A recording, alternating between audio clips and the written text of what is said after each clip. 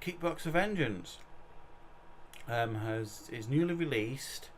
So I thought I'd give you a review on it. Really,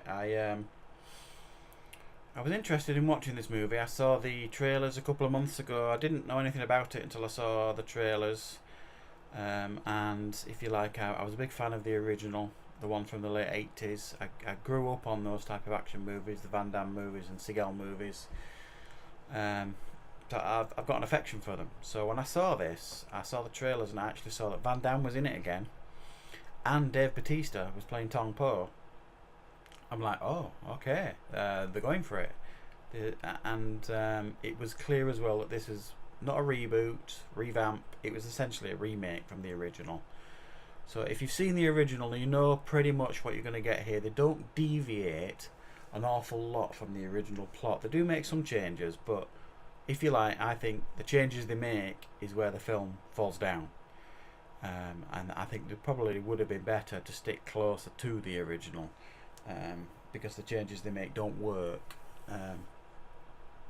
I'll talk briefly about the plot, but for those of you who've seen the original, like I say, you're going to know what you're going to get. Really, there's the Sloan brothers. One of them's a kickboxing champion, gets invited to Shanghai to fight their champion, Tong Po, and it's an underground fight. He loses. No spoilers here, if you like. And he loses in such a way that his brother wants to get revenge on Tong Po. So they follow the plot of the original there quite a lot. It's slightly different with what happens with the brother, but it doesn't make any difference really to the movie. If you like, it fuels it even more, the vengeance that he wants to take. So he has to get trained up basically, and the trainer in this one is Jean-Claude Van Damme. He played, I think it's Durand, I think he's called his character, and he's essentially there to train up the Sloan brother to fight Tong Po. And I think Jean-Claude Van Damme does a good job in this movie. He's obviously having fun with it. He's in great shape for his age, and he's still got it really with his moves. He probably could have got away with playing the main character still, or at least the brother. Yeah, Van Damme's okay in it. I think what he does get wrong in this movie, Van Damme, is he tries to inject humour sometimes that kind of doesn't work.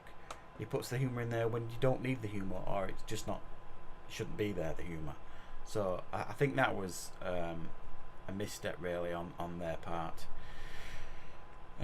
So that's the plot really. It doesn't really get much more complicated than that, and that's what I loved about those movies in the 80s and the 90s. They weren't complicated. They just put them on and you had fun. They're action movies, so it gets that bit right, but it does get an awful lot wrong from my opinion. You know, I mean, it's some of the fight scenes were just really predictable. I mean, there's a scene where there's a fight scene in the streets and there's like strategically placed planes of glass that they get knocked into, folk, and it's just like, really?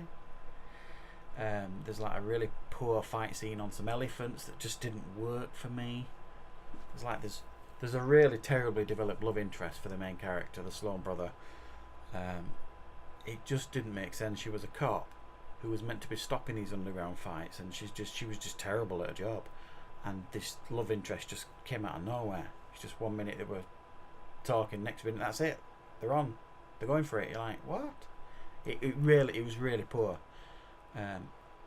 It is poorly acted, the film. Generally speaking, you probably know you're in bother if the best actors in your movie are Dave Bautista and Jean-Claude Van Damme, and that's not a knock on either of them. They're good at what they do, but normally you've got other actors in their movies that elevate them, or you know what you're getting in a Van Damme movie because he's the main star.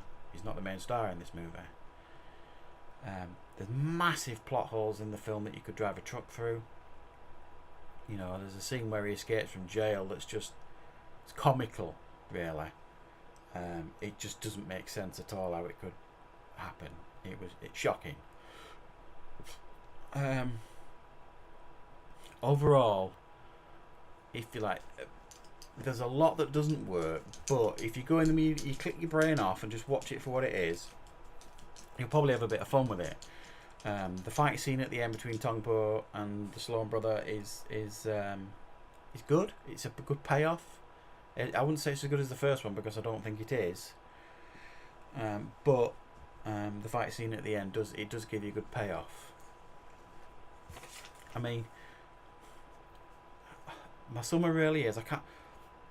I'm reluctant to recommend it. If you really want to see this film and you're a fan of the first one, watch it for nostalgia reasons, and you probably will get a bit of a kick out of it. But don't expect a classic. It is very much an old traditional martial arts movies from the 80s, 90s. I mean, and the best part about this movie is the end credit scene where the lead actor mimics the dancing that Jean-Claude Van Damme did in the first one in the bar, if you remember the one that was really bad. So see it if you want to. If you really want to see it, but I can't recommend it to see this movie because it's just not a very good movie.